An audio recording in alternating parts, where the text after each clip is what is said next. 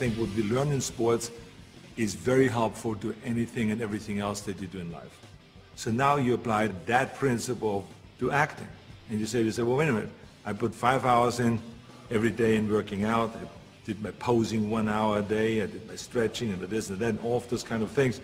So now let me apply the same thing to my acting career.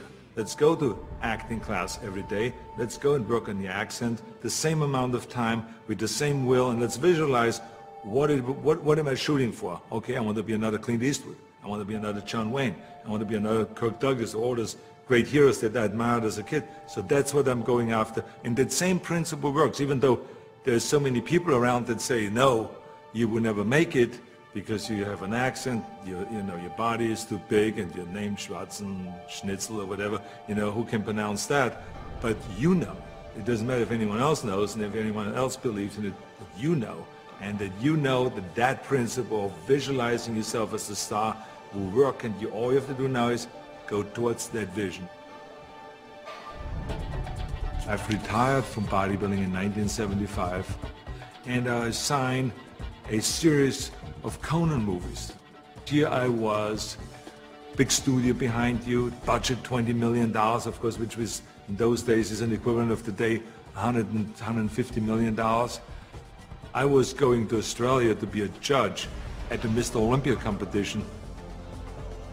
But then all of a sudden, I thought, I should compete.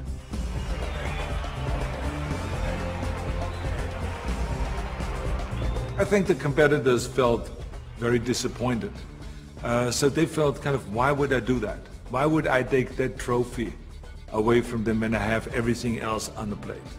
And so I think there was disappointment there. And, I just felt, well, that's something that I need to do. I felt very strongly about it, and so I competed.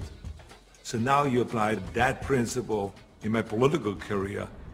This historic election has come about because there's a tremendous disconnect between the people of California and the leaders of California.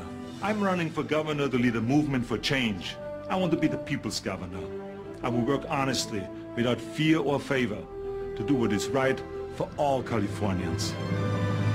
Join Arnold and let's bring California back. People see me as a big action hero on a screen, and they expect the same kind of bigger-than-life action in reality. That's why in my political career, people always say to me, well, but this is politically risky to go and start, for instance, talking about prison reform.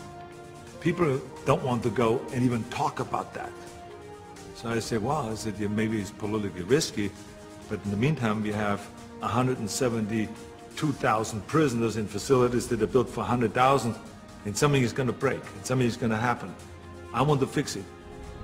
I feel very strong that I can bring people together. I feel very strong that I could unite Democrats and Republicans, all of those things. And I knew exactly what needed to be done to turn the economy around, to bring jobs back, to bring businesses back, to reform, workers' compensation, and to do all of those things. I knew there's certain things that we have to do to turn the economy around and to make people in California feel like that this is, in fact, a golden state. And true enough, after I have announced, and after I ran, and after I won, all of the things that I've planned became a reality.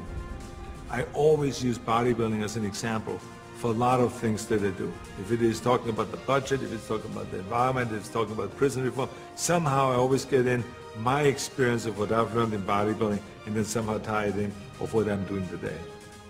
I have learned a tremendous amount, and every day still is a learning experience.